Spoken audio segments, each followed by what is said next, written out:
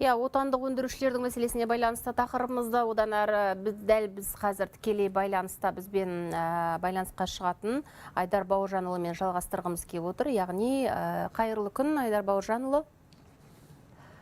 Саламатсыздар ма? Бүгін үкімет отырысында отандық өндірісті дамыту мәселесі мен қолдау шаралары туралы сұрақтар қаралды. Өзіңіз білесіз, енді осы көтерілген мәселелердің бірі, яғни отандық тауар өндірушілердің тізімін енгізу мәселесі болды. Осы сұраққа тоқталып өзіңіз өтсеңіз, қазақстандық тауар өндірушілер тізімі қандай мақсатта енгізіліп отыр және оған тіркелу рәсімі қалай жүзеге асырылады?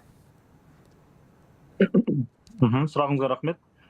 Жалпы бұл мәселе өткен жылы 23 жылы 1 қыркүйекте мемлекет басшысы тапсырмасы аясында индустриалдық сертификат пен STKZ сертификаттардың орнына мемлекеттік отандық тауар өндірушілердің тізілімін енгізу тапсырмасы аясында жүзеге асырылған болатын. Осы бағытта үлкен жұмыс атқарылды. Отандық кәсіпорындармен, салалық ассоциациялармен, Атамекен ұлттық кәсіпкерлер палатасымен, салалық мемлекеттік органдармен үлкен жұмыс атқарылды. Қазіргі таңда осы жақын арада 19 мамыр күні президент сәйкес заңнамалық құжатқа қол қойған болатын.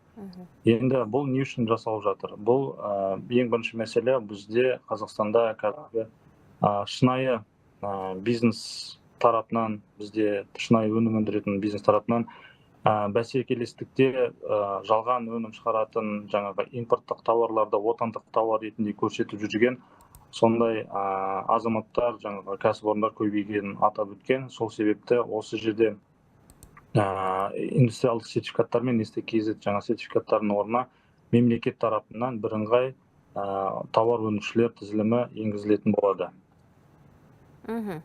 Яғни, бұл жүйе көшу қажеттілігі осындай мақсатта туындап отыр ғой, иә? Негізгі, біз шынайы өзіміздің отандық тауар өндірушілерді тізімін іріктеп, оларға тікелей мемлекеттік көмек көрсету, жаңағында фискалдық көмектер, жаңағы лизинг бар, реттелетін сатып алуларда бірыңғай оларға мүмкіндік қатысуларды, сондай неше түрлі іс-әрекеттерді жүзеге асыруға көзделген. Жалпы жаңағы екінші сұрағыңызға келетін болсақ, бұл жүйе қалай жүзеге асырылады, отандық тауар өндірушілер қалай бұл тізілімге енеді? Бұл толыққанды цифрлық платформа болады мемлекеттік, оны қаржы министрлігі тарапынан электрондық ЦЕФ деген организация бар, қаржы министрлігінің, сол кісілер толыққанды жүйені жүзеге асырып жатыр. Қазіргі таңда жүйе жүзеге асырылды. Тесттік режимде бұның бәрі жаңағы отандық кәсіпорындармен тесттік режимде байқалып жатыр, сыналып жатыр. Енді ол 10 күннің ішінде жаңағы біздің тауар өндірушілер өзінің жаңағы заявлениясын беріп, жаңағы системада 10 күн ішінде ешқандай тексерусіз, ешқандай ақша төлемей осы тізілімге ене алатын мүмкіндік бар.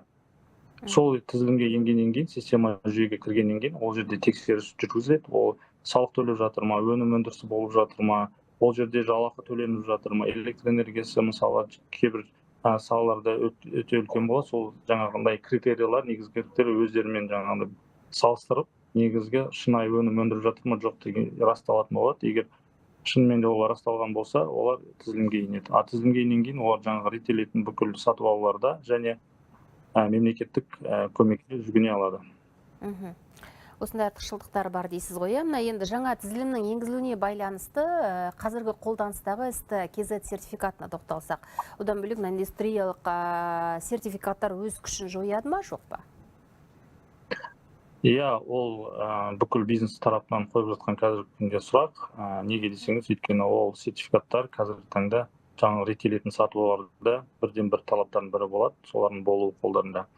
Енді қазір біз ол мәселе жүйелі күрделі болғаннан кейін біз жаңағындай переходный период дейді ғой, уақытша уақыт береміз. Жаңағындай осы жылдың соңына дейін STKZ пен индустриалдық сертификаттар іс жүзінде қолданыста болады. 26 жылдың 1 қаңтарынан бастап олар өз күшін жоятын болады. Ол қазіргі осы күзден бастап біз параллельдік түрде жаңағы өзіміздің реестрімізді іске қосатын боламыз. Жаңағында бизнеске қатты ауыртпашылығын тигізбеу үшін жаңа параллель түрде істей кезетін бірыңғай реестр жұмыс істейтін болады.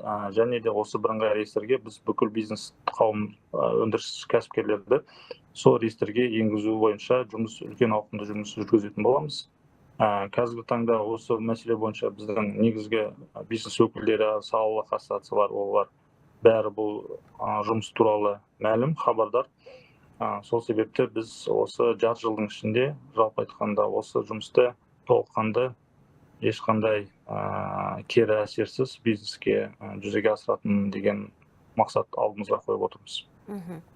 Жақсы рахмет. Отандық өндірісті дамыту ел экономикасының өзегін нығайтатын маңызды бағыттардың бірі. Сондықтан да Айдар Бауыржанұлы, сізге көп рахмет. Өзіңіз тағы бір таныстыра кетейін. Казиндастри Қазақстандық индустрия және экспорт орталығы акционерлік қоғамы басқарма төрағасының орынбасары Айдар Қожахметов мырза, сау болыңыз. Біз жаңалықтарымызды одан әрі жалғастырамыз.